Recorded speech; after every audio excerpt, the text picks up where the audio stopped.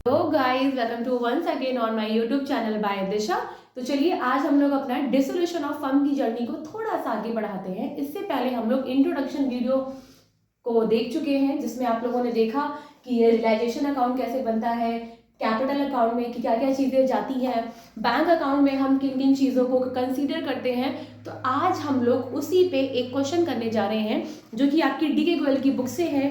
तो question number 4 आपकी book से मैं करवाने जा रही हूँ। तो चलिए स्टार्ट करते हैं इस क्वेश्चन को, देखते हैं कि कैसे कैसे हम लोगों ने उस इंट्रोडक्शन की हेल्प से आज हम इस क्वेश्चन को कर पाएंगे। तो चलिए मेरे साथ स्टार्ट करिएगा। सबसे पहले रियलाइजेशन अकाउंट में मैंने आपको बोला था कि हम बैलेंस शीट में जितनी भी एसेट्स होती हैं एक्सेप्ट कैश वगैरह को छोड़ के सारी एसेट्स एक एक करके हम लोग रियलाइजेशन के डेबिट साइड में नोट डाउन करेंगे। तो चलिए सबसे पहले हमें दे रखा है इसमें लैंड एंड बिल्डिंग। तो चलिए क्या लिखेंगे, टू लैंड एंड बिल्डिंग। फटाफट इसको मेरे साथ लिखिएगा, टू लैंड एंड बिल्डिंग। इसकी वैल्यू हमें दे रखी है 30,000 की, इसे हम लोग नोट डाउन कर लेंगे। ठीक है, देन हमारे पास क्या है, मोटर व्हीकल, उसे भी हम लोग एज इट इज लिख देंगे। एक एक एसेट्स को हमें लिखना है।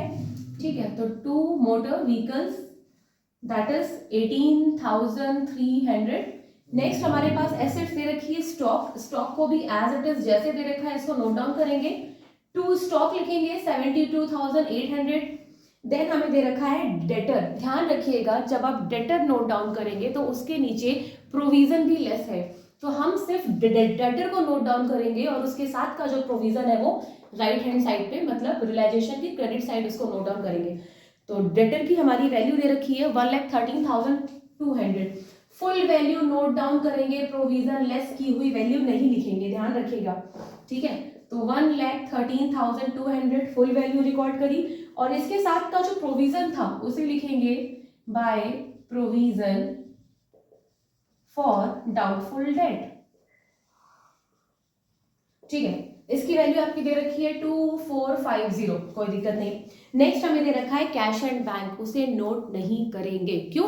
मैंने आपको बताया था इंट्रोडक्शन वीडियो में, to record all the assets except cash. हम सारी एसेट्स को नोट डाउन करेंगे पर हम कैश रिकॉर्ड नहीं करेंगे। ठीक है, तो कैश को छोड़ देंगे। क्यों छोड़ देंगे उसका रीजन मैंने आपको बताया था, क्योंकि हम लोग कैश के लिए एक बैंक अकाउंट सेपरेटली बनाते हैं। ठीक है, अब चलते हैं लाइबिलिटी साइड। सारी लाइबिलिटी रिकॉर्ड करेंगे क्या मैम? सारी लाइबिलिटी रिकॉर्ड करेंगे ना ना, मैंने बोला था कि सिर्फ आउटसाइडर लाइबिलिटी को लेंगे। भैया एक चीज बताओ, अगर हमें किसी को पे ऑफ करने चलेंगे तो पहले घर वालों को थोड़ी ना वो वापस करेंगे पैसा, पहले किसको? जो हमारी आन मान जान के दुश्मन पड़े हुए हैं, पहले उनको वापस करेंगे। ठीक है, तो इसी तरीके से जब कभी भी फर्म बंद होती है तो सबसे पहले आउटसाइडर को निपटाती है। उनको पे ऑफ करने के बाद अगर कुछ बचता है, जब वो घर लौट के आएगी तब कहेगी रुको पार्टनर, अब पैसा बचा, तुम लोग का भी पेमेंट कर देते। तो सिर्फ आउटसाइडर लाइबिलिटी को रिकॉर्ड करेंगे। तो आउटसाइडर लाइबिलिटी साइड में सिर्फ एक चीज दे रखा है, क्या? क्रेडिटर। पक्के आउटसाइडर है ना? इनको क्या मतलब, हमारी फर्म किस वजह से बंद हो रही है, इन्हें तो इनका पैसा हमें पे ऑफ करना ही करना है। देन इसमें दे रखी कैपिटल। कैपिटल तो हमारे पार्टनर है ना, ए और बी, इनकी कैपिटल है ना, जब ये लोग आए थे तब लगाए थे, आज जब फर्म बंद होगी तो इनको इनका पैसा वापस करेगी, तो वो बाद में करेंगे। ठीक, अभी सिर्फ आउटसाइडर लाइबिलिटी जो कि हमारे पास सिर्फ एक थी, सन्ड्री क्रेडिटर, जो हम लोगों ने रिकॉर्ड कर लिया, खत्म। अब क्या करेंगे? अब हम लोग क्वेश्चन के नीचे पढ़ेंगे कि क्या इन एसेट्स को सोल्ड आउट करके कुछ कैश रियलाइज हुई है। अगर हुई है तो बाय बैंक करके जिस एसेट से जितना मिल रहा है उसको नोट डाउन करेंगे। तो चलिए पढ़िए। The partner decided to dissolve the firm on and from the date of balance sheet, motor vehicles and stock were sold for cash at 16,950 and 77,600 respectively। मतलब क्वेश्चन कह रहा है कि मोटर व्हीकल और स्टॉक को जब बेचा गया तो उनसे ये अमाउंट मिल रही है। तो क्या लिखेंगे? एसेट्स यहाँ रिकॉर्ड करते हैं और इनसे जो कुछ भी रिकवरी हमें होगी कहाँ रिकॉर्ड करेंगे? राइट हैंड साइड पे। तो क्या लिखेंगे? By bank. क्योंकि हम बार बार बाय बैंक किससे कितना मिल रहा है ये नहीं लिखेंगे, हम एक बार बाय बैंक लिखेंगे और जिस एसेट से जो मिलता जा रहा है वो लिख लेंगे। अगर क्वेश्चन क्या रहा है कि मोटर व्हीकल से इतना मिला तो ठीक है, बाय बैंक लिखा, नीचे मोटर व्हीकल लिखी, कितना मिल रहा है मोटर व्हीकल से? 16,950, नोट डाउन कर दिया। ठीक है, नेक्स्ट क्या रहा है? स्टॉक से 77,600, तो स्टॉक लिखा, 77,600 लिख दिया। ठीक है, अभी इसको क्लोज नहीं करेंगे क्योंकि क्या पता आगे कोई और भी एसेट से कुछ हमें मिल रहा हो। नेक्स्ट चलते हैं, and all debtors were realise in full. Debtors से क्या मिल रहा है, सारा पैसा मिल जा रहा है। आप सोचिए अगर आप प्रोविजन लेस करके दिखाते तो उतना ही लिखते ना जितना आपको दिखाई दे रहा है, इसीलिए डेटर हमेशा फुल वैल्यू का रिकॉर्ड करेंगे। डेटर हमारे एक्चुअल में कितने हैं, 1,13,200, पूरा का पूरा पैसा हमें मिल जा रहा है। तो डेटर लिखेंगे और डेटर रियलाइज इन फुल, मतलब जितने हमारे डेटर की बुक वैल्यू है हमें उतने पे रिकवरी हो रही है। कितना, 1,13,200। नेक्स्ट चलते हैं, लैंड एंड बिल्डिंग पर sold at 43,500। Land and building को 43,500 पे सोल्ड किया गया। तो ये देखिए फिर से हम लोग लैंड एंड बिल्डिंग लिखेंगे और 43,500, इसीलिए बाय बैंक को जल्दी क्लोज नहीं करेंगे, ठीक है, थोड़ा टाइम लेंगे, क्या पता आगे आपको क्वेश्चन में कोई और एसेट्स मिले। ठीक, आगे देखते हैं, creditors were paid off subject to discount of 1,700। जितने भी हमारे क्रेडिटर है मतलब लाइबिलिटी 97,500 के हैं, इनको पे ऑफ करना है। कह रहा है इनको 1,700 का डिस्काउंट देने के बाद, ठीक है, मतलब हमें डिस्काउंट मिल गया। जब हम क्रेडिटर्स को पेमेंट करने गए तो क्रेडिटर्स ने हमें बोला कि आप 1,700 पैसे काट लीजिए, उसके बाद जो बचे वो हमें पे ऑफ कर दीजिए, ठीक है। एसेट्स यहाँ रिकॉर्ड होती है, उसकी रिकवरी जो होगी बाय बैंक करके लिखेंगे। लाइबिलिटी इधर रिकॉर्ड करते हैं और इसका पे ऑफ इधर के क्या करेंगे, टू बैंक करके, ठीक है। तो हम लोगों ने टू बैंक लिखा, क्योंकि हमें पता है कि हम क्रेडिटर का पेमेंट कर रहे हैं, तो 97,500 में से 1,700 लेस कर देंगे, क्योंकि इतना हमें डिस्काउंट मिल गया क्रेडिटर्स को पेमेंट करते वक्त। तो 97,500 माइनस 1,700 इट कम्स टू 95,800। तो इतना हम लोगों ने पेमेंट इन्हें कर दिया। नेक्स्ट क्या लिखा है, एक्सपेंसेस ऑफ रियलाइजेशन वर 1,250। भैया जाहिर सी बात है, अगर आप एसेट्स को बेच रहे हो, सोल्ड आउट कर रहे हो, तो इन सारी चीज़ों में, इन सारे प्रोसेस में कुछ छोटे मोटे खर्चे हुए हैं इन रियलाइजेशन अकाउंट को मेंटेन करने के लिए, उन्हीं को क्या बोलते हैं, रियलाइजेशन एक्सपेंसेस। तो इनको भी तो फर्म पे ऑफ करेगा ना, क्या लिख देंगे, टू बैंक लिख देंगे, और रियलाइजेशन एक्सपेंसेस कितने का है, 1,250, खत्म। क्वेश्चन के अकॉर्डिंग जितना हमें एसेट्स से जो जो मिल रहा था बाय बैंक करके लिख लिया, जिस लाइबिलिटी का पे ऑफ करने को कहा गया था उस लाइबिलिटी को उसके अकॉर्डिंग पे ऑफ कर दिया। पर ध्यान रखिएगा, आप क्वेश्चन के अकॉर्डिंग सब कुछ करने के बाद आप खुद अपनी तरफ रियलाइजेशन अकाउंट को देखेंगे कि क्या कोई ऐसी लाइबिलिटी है जिसका पे ऑफ करने को रह गया है। मतलब मान लीजिए अगर यहाँ पे बिल्स पेबल होता, बैंक लोन होता और क्वेश्चन ना कहता कि इनका पेमेंट करना है, तो ध्यान रखिएगा स्टूडेंट कि लाइबिलिटी का पे ऑफ बिना कहे होता है। एसेट्स आपको जब तक बोली ना जाए कि इतना मिल रहा है लैंड एंड बिल्डिंग को सोल्ड करके, तब तक आप बाय बैंक करके रिकॉर्ड नहीं करेंगे। लेकिन अगर लाइबिलिटी के लिए अगर आपने यहाँ पे 3 से 4 लाइबिलिटी रिकॉर्ड कर रखी है, तो आप क्या क्या क्या करेंगे, उनका पेमेंट बिना कहे टू बैंक करके, जितनी वैल्यू दे रखी है, मान लीजिए यही क्रेडिटर्स होता 97,500 का, हमें क्वेश्चन ना कहता कि आप उनको 1,700 डिस्काउंट काटने के बाद पेमेंट करिए, तो हम फुल वैल्यू 97,500 को टू बैंक करके लिख देते। तो एक चीज हम लोगों ने क्या सीखी कि लाइबिलिटी का पेमेंट हम लोग बिना कहे करेंगे, ठीक है। अब सारी चीजें हमारी हो चुकी हैं, तो चलिए जरा एसेट से कितनी रिकवरी हुई, हमारा एसेट्स रियलाइजेशन कितना है इसको भी देख लेते हैं। तो 16,950 प्लस 77,600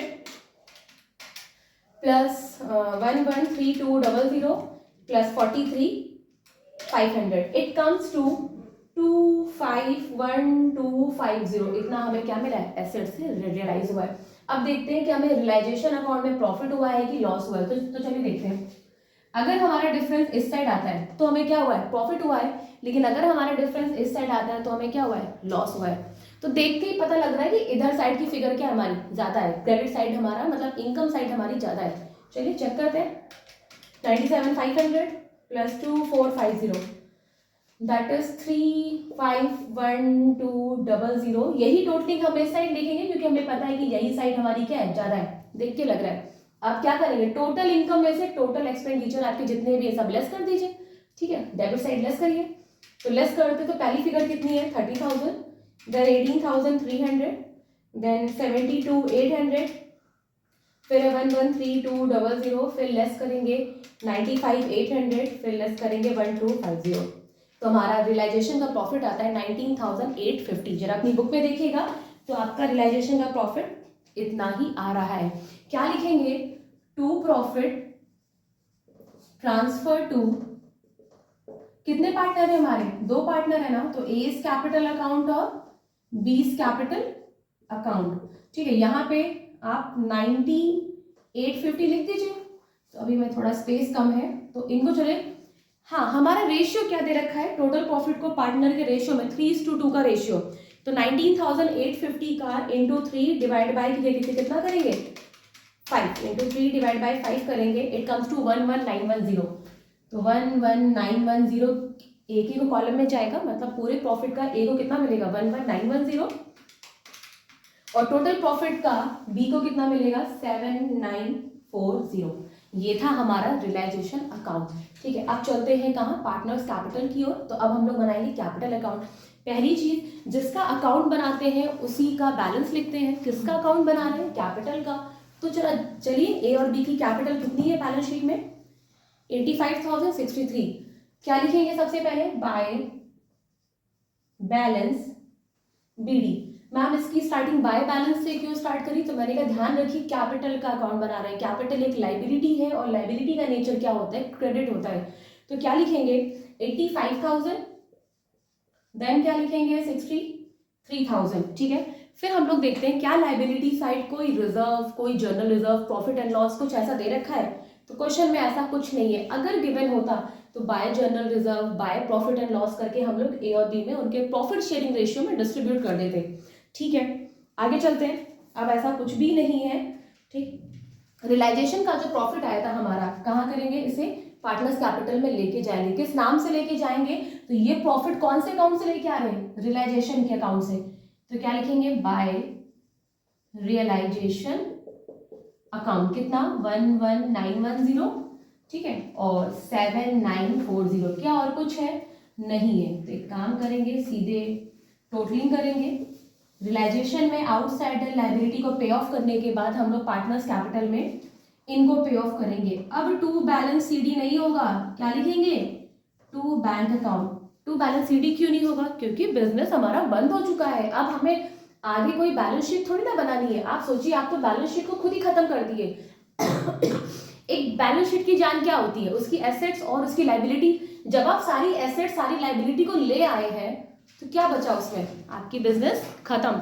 ठीक है, तो चलिए ऐड करिए 85,000 प्लस 11910, इट कम्स टू 96910, 96910, और इसी का 2 बैंक करके पेमेंट करेंगे ए को 96910। बी का चलते हैं 63,7940, इट कम्स टू 70940, 70940 और 70940। एट लास्ट हम लोग क्या बनाएंगे? Bank account. चलिए बैंक अकाउंट कैसे बनता है ध्यान दीजिएगा। ठीक है, सबसे पहले जब कैपिटल का अकाउंट बनाया तो कैपिटल का बैलेंस लिखा। बैंक का अकाउंट बनाएंगे तो क्या लिखेंगे? बैंक का भी पहले बैलेंस लिखेंगे। बैंक एक तरीके की हमारी एसेट्स है और हर एसेट्स का नेचर क्या होता है? डेबिट होता है। तो देखिए आपकी बैलेंस शीट में बैंक का बैलेंस कितना है? 13,650। तो टू बैलेंस बीडी लिखेंगे। क्या लिखेंगे? 13,650। कुछ नहीं करना है, अब बुक छोड़ दीजिए। देखिए जाके जहां जहां बैंक आया है उसको पकड़िए। तो पहले गए हम लोग अपने रियलाइजेशन अकाउंट में। रियलाइजेशन अकाउंट में देखा कि भैया बाय बैंक, ये देखिए इतना मिला है, क्रॉस ट्रांसफर करना है। ये बाय बैंक लिखा है तो बैंक अकाउंट में कहाँ जाएगा? Debit side. क्यों? ये कहाँ लिखा है? Credit side. तो बैंक में कहाँ जाएगा? Debit side. किस अकाउंट से आ रहा है? रियलाइजेशन से आ रहा है। तो देखिए बाय बैंक था, ट्रू साइड जाएगा। पर लिखेंगे क्या? जिस अकाउंट से लेके आ रहे हैं, रियलाइजेशन से लेके आ रहे हैं ना, तो टू रियलाइजेशन 251250। क्या इधर कहीं बैंक लिखा है? हाँ देखिए 2 बार बैंक लिखा है, एक ये और एक ये, दोनों को ऐड करिए।